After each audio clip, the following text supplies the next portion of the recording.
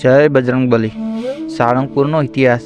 સાળંગપુરના સ્વામિનારાયણ ભક્ત જીવા ખાચર હંમેશાથી સાધુઓની સેવા અને ભક્તિ કરતા હતા। સમય જતાં જીવા ખાચર પછી તેમના પુત્ર વાઘા ખાચરની આર્થિક પરિસ્થિતિ ખરાબ થઈ ગઈ। પરિણામે તે સાધુઓની સેવા કરી શકતા ન હતા। શ્રી ગોપાલનંદ સ્વામી સત્સંગ પ્રચાર પ્રસારે વિતરણ કરતા બોટાદ ગામે આવ્યા। આ સમાચાર સાંભળીને સાળંગપુરના દરબાર વાઘા ખાચર બોટાદ સ્વામીજીના દર્શનાર્થે ગયા। ત્યારે સ્વામીજીએ કહ્યું કે દરબાર આપસી ઉદાસ દેખાવ છો। તે સમયે વાઘા ખાચરે વિનંતી કર્યા કહ્યું કે સ્વામીજી, અમારે બે પ્રકારના કાળ પડ્યા છે। 3 વર્ષથી વરસાદ નથી અને બીજું અમારા ગામની આર્થિક સ્થિતિ નબળી હોવાથી સંતો આવતા નથી, જેને કારણે સત્સંગનો દુકાળ પડ્યો છે। સ્વામીજી, આપ કંઈ કૃપા કરો અને સંતો અમારે ત્યાં વધારે। સ્વામીજી ગોપાલનંદે વાઘાને સાળંગપુરથી પથ્થર લાવવાનું કહ્યું। તેમાં કોલસાથી હનુમાનજીની મૂર્તિ દોરી આપી। વાઘાએ અને સ્વામીજીએ એક શિલ્પીને બોલાવી લાવવા કહ્યું અને હનુમાનજીની મૂર્તિ કોતરી આપવાનું કહ્યું। સામાન્ય કારીગર પાસે મૂર્તિ કોતરાવીને ત્યારબાદ સ્વામીજી મૂર્તિ લઈ સાળંગપુર લઈ ગયા।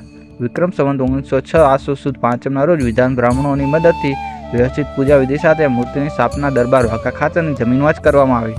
સ્વામી ગોપાલનંદ મુખ્ય શિષ્ય શકુમુનિએ આરતી કરી આપી। સ્વામી ગોપાલનંદ મૂર્તિની આંખોમાં આંખો પરવીને આરતી દરમિયાન ઊભા રહ્યા। આઠમીના 5મા રાઉન્ડ દરમિયાન મૂર્તિ હલવા લાગી। બધાને લાગ્યું કે ઈશ્વરનો મૂર્તિમાં વાસ થયો છે।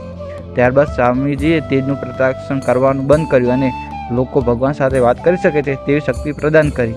આમ લોકોના દુઃખ દૂર થવા લાગ્યા અને સાળંગપુરમાં ભગવાન કષ્ટભંજનનું નામ પડી ગયું। સ્વામીજીની કૃપાથી નાની જગ્યામાં શરૂ થયેલું મંદિર બાંધકામ વ્યવસ્થિત વિક્રમ સંવત 1956માં શરૂ થયું। આમાં ભક્તો માટે વિવિધ પ્રકારની સુવિધાઓ આવે છે। દાદાના દર્શન કરવા માટે આવેલા ભક્તો માટે અહીં પૂરતી સુવિધાઓ છે। મંદિરના પરિસરમાં સુવિધા સજ્જ 1050 રૂમ ધરાવતું શ્રી ગોપાલનંદ સ્વામી યાત્રિક ભવન નિર્માણ કાર્યરત છે।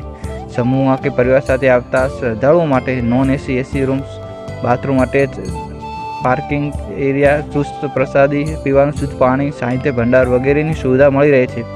અહીં ગુજરાતનું સૌથી મોટું ભોજનાલય આવેલું છે। દર મહિને 7.5 લાખથી વધુ લોકો અહીં જમે છે।